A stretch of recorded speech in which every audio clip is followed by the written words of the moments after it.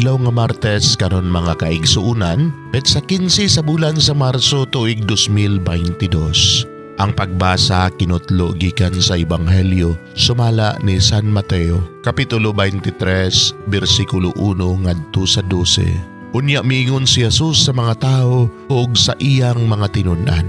Ang mga magtutudlo sa balaod ug ang mga Pariseo mao ang may katungod sa paghubad sa balaod ni Moises. Busa kinahanglan tumanon ug sundo ninyo ang tanan nga ilang isugo kaninyo. Apan ayaw ninyo sunda ang ilang mga buhat kay wala man sila magtuman sa ilang giwali.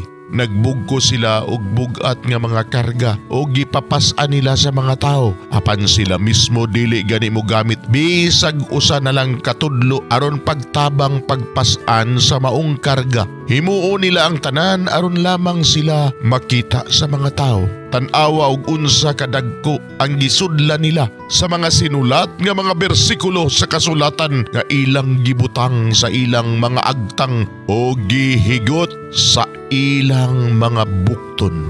Og tan-awag unsa kataas ang sidsid sa ilang mga sapot.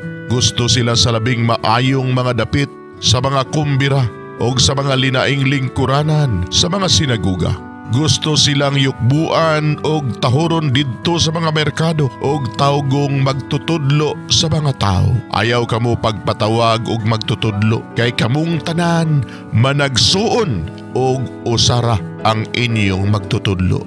Og dinhi sa kalibutan ayaw tawga si bisan kinsa nga amahan kay usara ang inyong amahan nga atua sa langit. Ayaw usab kamo pagpatawag og agalon kay usara ang inyong agalon nga mao ang Mesiyas. Ang labing dako kadinyo kinahanglan mahimo nga inyong sulugoon. Ang magpataas sa iyang kaugalingon ipaubos ug ang magpaubos ipataas. Mga igsuon ang Ebanghelyo sa Ginoo. Daygon ikaw o Kristo.